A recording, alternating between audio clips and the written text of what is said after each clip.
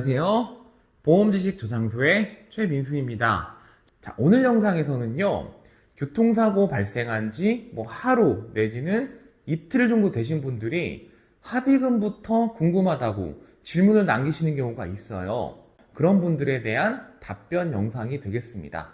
자, 이 질문을 하시는 분들은 크게 두 가지 유형으로 나뉘시는데요. 첫 번째는 본인이 그 하루 이틀 사이에 엄청나게 열심히 공부하셔가지고 굉장히 장문의 질문을 하시는 이런 분들이 계시고요. 두 번째는 그냥 툭 던지듯이 제가요 어제 교통사고를 당했는데요. 상대방의 과실은 100%고요. 그럼 저는 얼마 받으면 되나요? 이렇게 좀 답없이 질문을 하시는 분들도 계세요. 교통사고 합의금을 궁금해 하시는 그 심리는 이해는 합니다. 왜냐하면 교통사고가 발생하면 합의금을 받을 수 있다라고 하는 것은 대부분 다 알고 계신 사실이기 때문에 그럼 나는 얼마 받을 수 있을까? 라고 궁금해 하시는 거는 이상한 일은 아닌데, 그래도 첫 번째 유형에 계신 분들은 제가 설명을 하면 본인이 나름 열심히 공부하신 게 있기 때문에 대화가 좀 빠른 편인데, 두 번째 유형, 그냥 툭 던지듯 질문하신 분들은 대화하기가 쉽지가 않습니다. 자, 아무튼 이 질문에 대한 답변은요, 여러분들이 손해배상의 근본 원리를 생각하시면 금방 답이 나옵니다. 손해배상의 근본 원리가 무엇일까요? 어떤 고의 또는 불법 행위로 다른 사람에게 피해를 입혔을 때 그 피해를 보전해준다. 다시 원상태로 회복시켜준다. 이게 손해배상의 근본 원리거든요.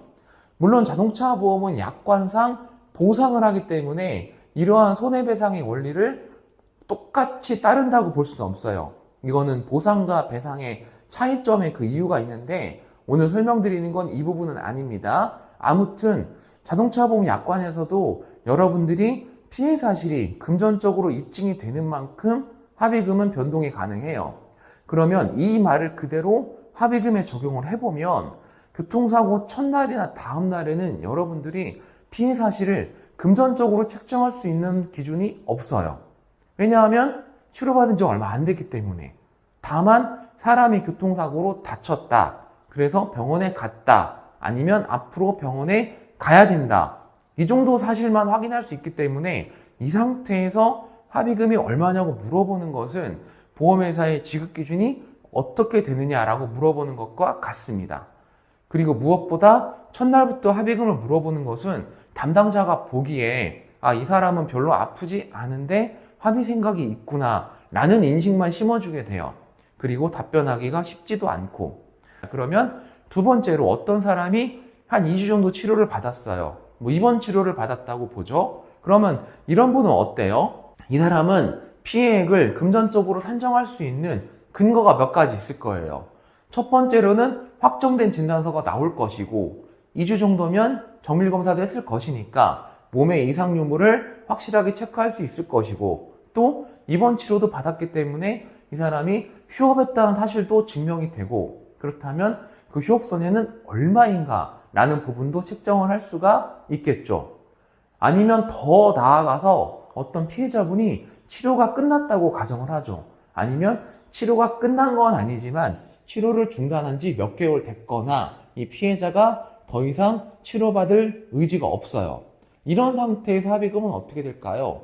이분도 마찬가지로 손해사실을 증명할 만한 여러 가지 방법이 있겠죠. 당연히 확정 진단이 있을 것이고요. 치료받은 일수를 정확하게 확인할 수 있을 것이니 그럼 그러한 부분들을 약관에 대입시키면 합의금이 산정이 될 것입니다. 자, 제가 여기까지 이렇게 설명을 드렸는데요. 다시 한번 말씀드리지만 손해배상의 근본 원리를 생각하시면 본인이 받을 수 있는 합의금이 어떻게 되는지 생각이 되실 거예요.